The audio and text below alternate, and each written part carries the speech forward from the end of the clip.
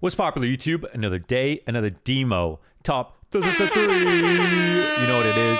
HLTV's top 20 ain't got nothing on this list. No, I'm just kidding. We're not competing. I'm excited to see the top 20 list and to read the wonderful article. So for those of you who are just YouTube frogs or just in the comments and stuff, this is just a companion list to the HLTV list because they make this wonderful 20-day marathon of content they use to celebrate some of the greatest individuals of the year. Team game, of course, but because Counter-Strike does heighten the individual aspect, it is fun to discuss and talk about the top players of the year. And of course, as we round up the list, we're probably going to have more views on this one. So I just want to say this is, as a disclaimer, a companion list not meant to predict what HLTV will do. Last year we kind of did that, but from now on, it's just, that was top 20 of 2021 and some of my reasoning. A list that I use, kind of like HLTV, to discuss some of the great storylines and narratives of this year, because I think that honestly, even for myself, it makes watching CS more enjoyable. And that's the goal of this channel, to try to make watching the esports side of Counter-Strike more fun, more enriching, right? More analysis, narrative, storyline, so that when you sit down and watch a game, it's more than just random character model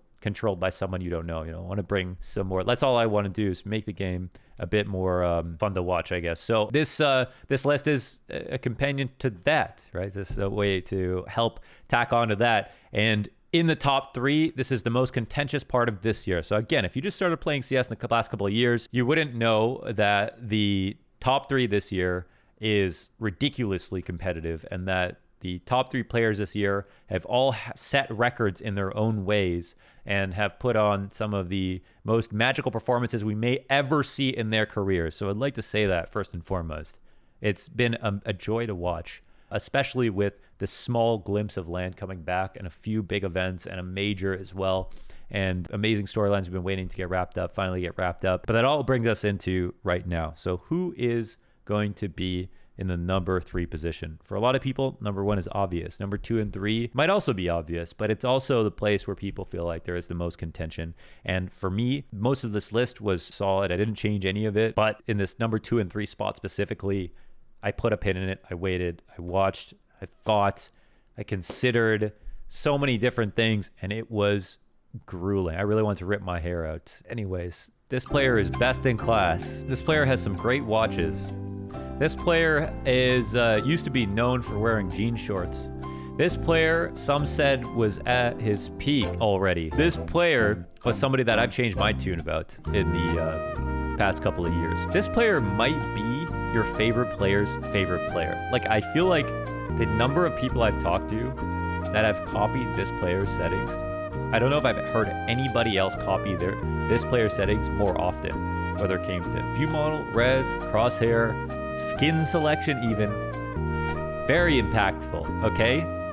Kind of like the Kanye of CSGO almost, with the cultural impact here a little bit on the side, outside of being the player that he is. Top 3, okay, of Lau's top 20 of 2021 is Nico. Nico is, for me, number 3 of the year. Nico is, for me, the greatest rifler in the history of Counter-Strike. I've been watching CSGO closely year on year since 2013. I have, in my opinion, never seen a rifler this good.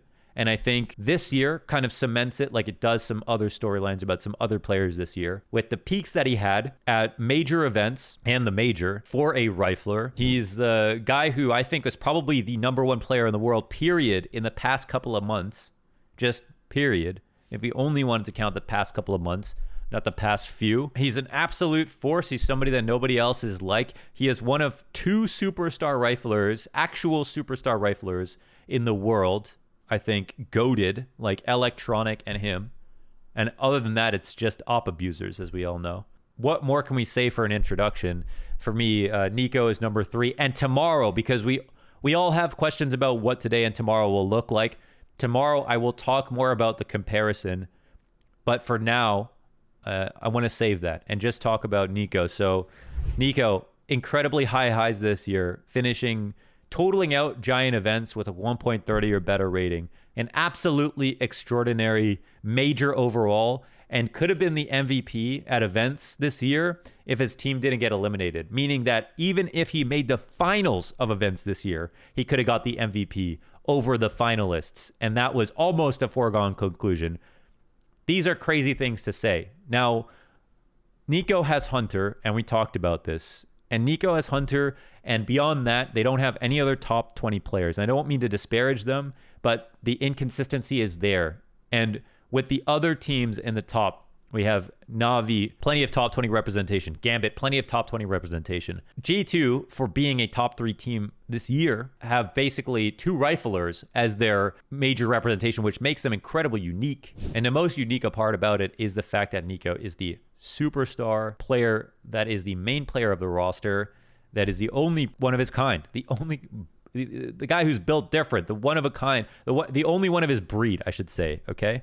And yeah, for all those reasons, an extraordinary year. Fantastic. That's what I'll say, all right? And another thing that just to big him up a little bit more, for the top, for this stat especially, literally had better average rating versus better competition over the year. And this is also just the second highest player in general for overall versus top 5 for players in general. And yeah, basically just continuously peaked as the year went on. Insane stuff. Today we're going to look at a game which is the perfect what more can he do game, in my opinion, which was Nico getting 34 kills here with a 1.61 rating and beating an NIP on Inferno narrowly. Okay, getting 10 rounds on the CT side, which we're going to watch because it was 22 kills CT side. But also, yeah, the story of this match was barely being able to beat NIP even with this level of performance, right? I feel like summarizes the year quite well, honestly. So, okay, let's hop into the game. I hope you enjoyed that one. And make sure to tune in tomorrow. Make sure. Noti's on. Launders, how do I get better at Counter-Strike? I watch the demo and I don't see any mistakes. My teammates are bots and I always lose. Hold up. Stop right there.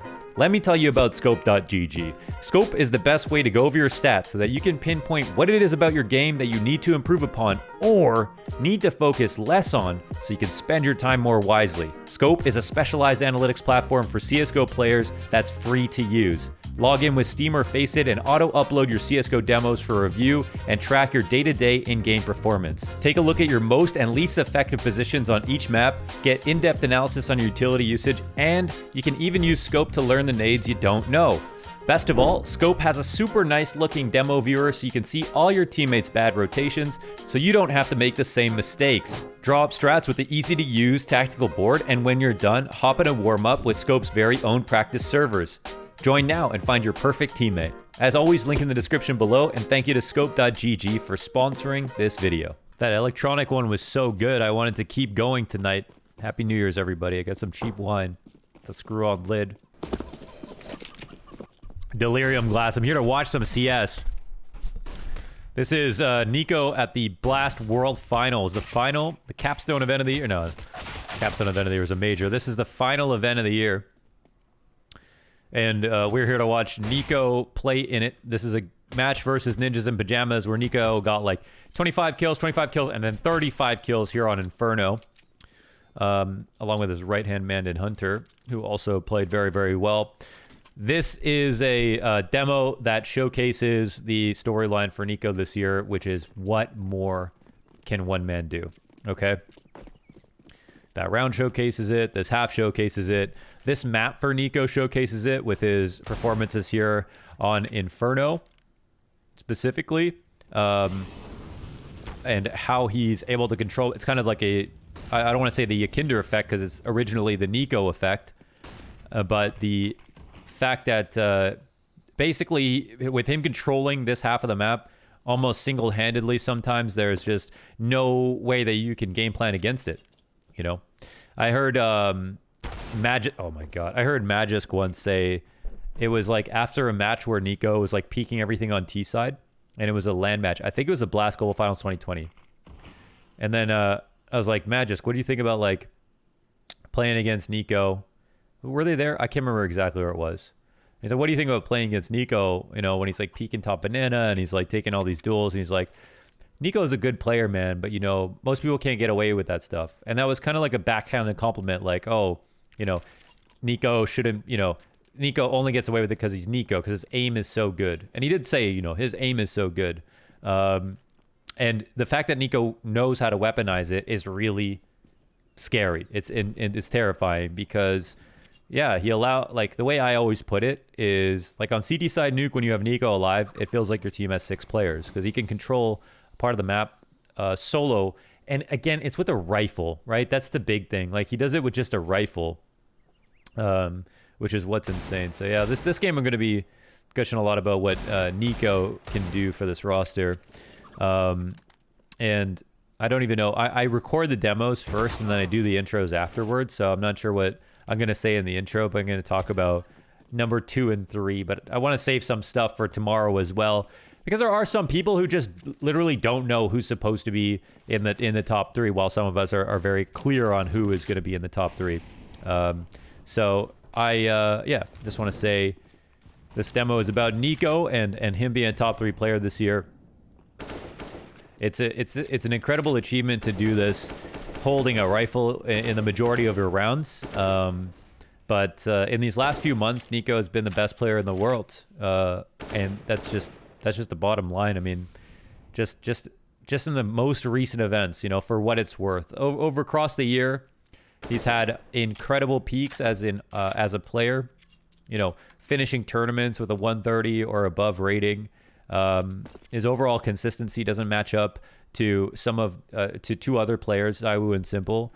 But also he's not a player who has an op in his hands. I mean, that is a huge handicap, right? And so I always want to account for that.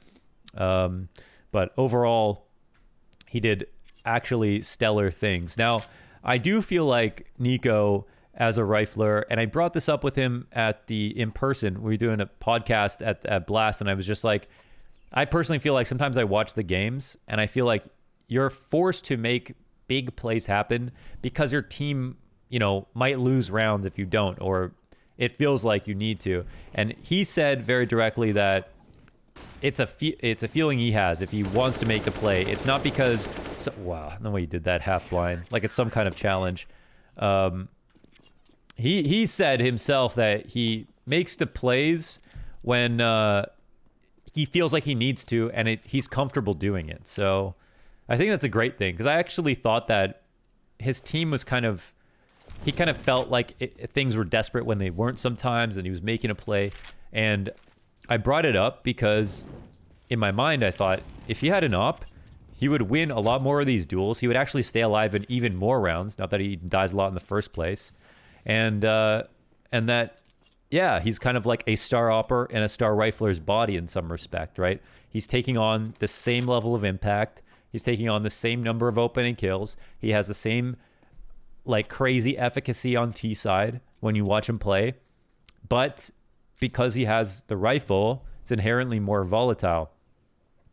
But he said that this is something he wants to do, and that's the role that he needs. Now, when we think about next year, I really feel like with a strong opera on the team, and again, I don't know what's going to happen with the rest of the team. In my perfect view, I feel like Almanac should be the one to stay, that he should be the support player that can MAC-10, lurk sometimes, throw grenades other times, hybrid op sometimes, and just a very utility-based player, even though Jax might be better, particularly at entry fragging, just because Almanac can do that too. It's tough. I mean, you know, obviously both great players in their own right, but my ideal team is to have like Monacy come onto the roster, which I don't even know if that's happening right now. It really seems weird that there's no announcement yet. And I'm kind of like, what is happening? Is it going to happen or not? So I hope it did come to fruition, because like I would love to see Nico next to a star opper and to see how his game style changes, how G2 play around that, and also what happens to the team results. Wow, nice shot. Finding a time span down here. But yeah, I thought this game was a good example of, you know, what more can I do? Because basically, yeah, Nico had a 22 kill half here on CT side, which was just commonplace at this point in the year, at the end of the year, where there's so many tournaments where I was just like, man, he's just fragging so hard, like it's unreal. And it wasn't a case of he went quiet in finals. It wasn't a case of he went quiet in elimination matches. No, virtually every single time he in those really, really bad matches where G2 were playing badly, Nico was the only thing that was even able to make the games close. And that's just the plain as day truth, right? That's just a plain as day truth. He didn't mess up anything for anyone else, but he was kind of hung out to dry in some matches that were very important. No, you remember Nico saying, I promise that we are going to qualify to the Blast. Oh, NT, 2 of the kills there. I promise that we're going to qualify to the Blast Fall Finals. He said this on Twitter, okay, before the Blast Showdown, okay? And then when I was casting, I just kept bringing it up because it was almost in jest because Nico was doing everything he possibly could. But I kept saying, Nico promised, Nico promised. Because he was really, like, trying as hard as he goddamn could to get to the fall final. But literally, I hate to bring it down to the individual. The team wasn't behind them. Wasn't behind him. And he could have... That could have been another event that he would have been at. That he could have had, like, a really stand-up performance. That would have brought his rating up even further. You know, one where Vitality make the grand finals of. But it would have just been sick to see him play at that one, obviously, because I was able to cast it. Which was... That's going to be the best event of my life, I think, for me. Like, to be able to be there and after 2 years of no lands and to have it go that well and to be proud of my own casting and for, you know, to be beside Scrawny, who was doing such a great job. That was just such an amazing event. But talking about the one event that here this year that Nico couldn't attend, even though he promised. He did promise us. That's a shame. So what is it? Should we just go down the list? Like, what is it about Nico? Oh my god. It's everything. It's the reaction speeds. It's the crosshair placement. I think the single best thing is, like, some of the players that you watch, you can't copy and paste what they do. But it's really not about flick shots necessarily for Nico. He has great aim, obviously. Some of the best reflexes, for sure. You know, maybe second best or best, and best as a rifler, right? But it's... Oh, wow, this is the log skill right there. But it's also... Yeah, it's also not just the reflexes, but it's just for me, the absolute best example of what crosshair placement should look like. And he plays on a lower sense. I think it's 1.51 at 400. He's changed. I feel like it's changed his sense a few times over the years and also his other settings. I feel like. But when you're playing on a sense that low, you really have to learn your maps. I think that's a big thing. Like, I played on 1.4 400 for like 3 years. And when you play on a sense like that, it's high enough that you can get things done, right? But the problem is that if you do a full flick, you're not the center of your mouse pad, your mouse is on the other side of the mouse pad, you know, you've got to be comfortable in all these different spots in your mouse pad, and which comes down to muscle memory and training and everything like that. But the other thing is that, like, if there is a situation, which happens to the best of us, where you get flanked or some crazy stuff like that, you have to be able to 180. And you will not say that Nico can't 180, because he will very often be able to 180 and get a kill. But he's so comfortable on every part of his mouse pad when it comes to this stuff that's what's really, I think, awesome to watch, because he's kind of mapped it out. When you see him clear angles and stuff, he's very aware of the edges of his card. You know, like a magician would say, you got to know where the edges of your card are. That's where Nico is. It always feels like he's aiming in the center of his mouse pad. And when he's clearing angles, he's got it down to kind of a nice little art. So when you watch him play and how he clears angles, how much he flicks and stuff, I mean, I feel like there is a lot to learn. And on a low sense, you'll see generally, like, people look better. They look sharper for the angles that are in their range, in their cone, right? Whereas, like, simple, even though he's got great reflexes and everything, you kind of... Oh my god, okay. What a farm. This guy's incredible. What was I saying? With, like, players like Simple, you can see that their sense is quite high. Do you know what I mean? A little rattle in the shake, a little readjustment here or there. But with Nico, it's relatively perfect, you know. And you could say the same thing about Electronic. He plays pretty perfect, no wasted space. It's like what Dr. Disrespect said about Shroud. No wasted mouse movement. So yeah.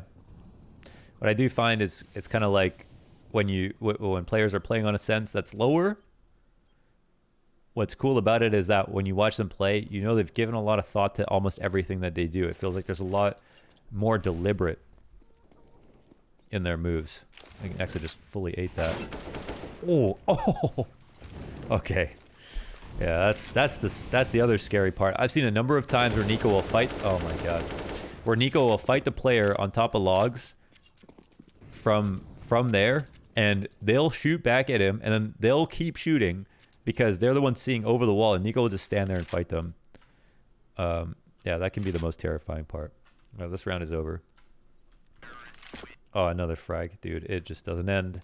So here with this setup, where Nex is on the half wall, he can fight if he needs to, but it's also a position where Nico can do this called a coffins flash when he sets up, where he can wait for a timing where Nexa feels like they're going to retake, and then Nexa can peek at the top of banana and then clear out car, and then go over sandbags, throw his own utility, and just establish top car control.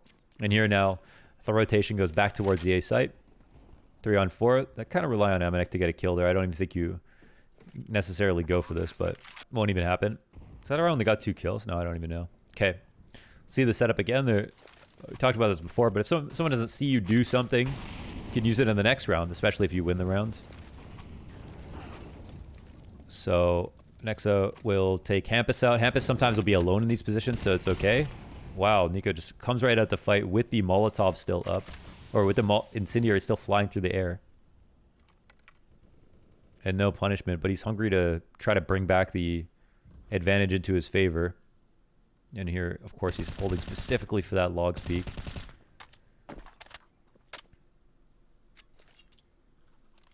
Amanek said, I got you when you die, bro. I would love for them to go B and see what happens. Okay. That's 1 kill. Okay, unlucky death. Oof, but they still lose the round. Now, every single time we see G2 trying to set the trap, wait for banana control to get taken.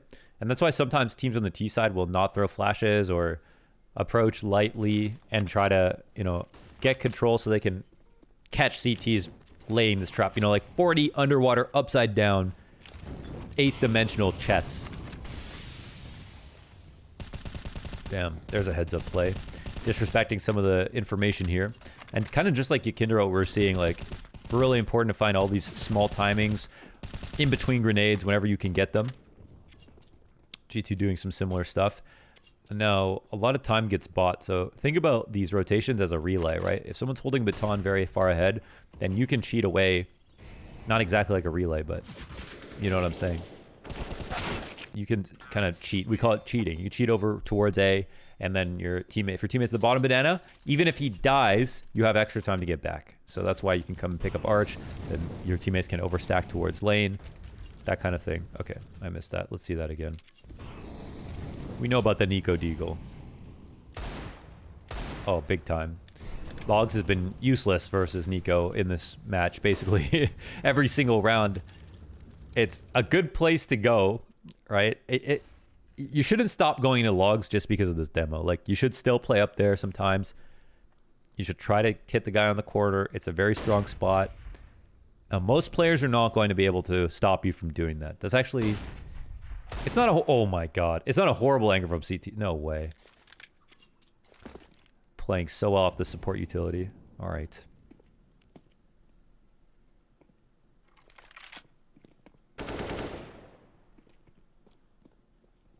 Alright, man. This game they win 16-14. 16-14. I think Nico got 35 kills in total. So he had a great T side as well. And we know what it is with the CT side. Kind of like the Yakinder demo. Yeah, Yakindar demo. A lot of the grenades have to do with the top of banana, and then also when you take your fights, and yeah, we all know the utility at this point, right? I don't want to assume so, actually. I want to make sure I'm always, I'm gonna make sure. I mean, someone brought this up to me that I should just repeat stuff, even if it is obvious, just because. Yeah, a lot of people are quite new. Nice last kill for the match. It's obviously got to be a nice one for Nico. So that is Nico and the power of Nico on the CT side of Inferno, and how it feels like you got 6 players sometimes. Said it about him on Nuke, but Inferno's another map where he's almost irreplicable on this side of this map. Basically every single time he can put up so much damn impact. So Nico, I've got him at number 3. I really wanted, I guess, especially towards the end of the year, I really wanted to see a world where he could be number 2. I mean, if somebody had him at number 2, that's not a bad play. I think there's great arguments, I just think that those arguments are a little bit weaker. And tomorrow I'll talk about why. So if you want to hear those, stick around to come back, and we'll go over it tomorrow. But for now, that is Nico at number 3. An incredible year and a super strong end. my Lao's top one rifler of all time. That's what I'll say. All right. Hope you enjoyed that one. And as always, be safe.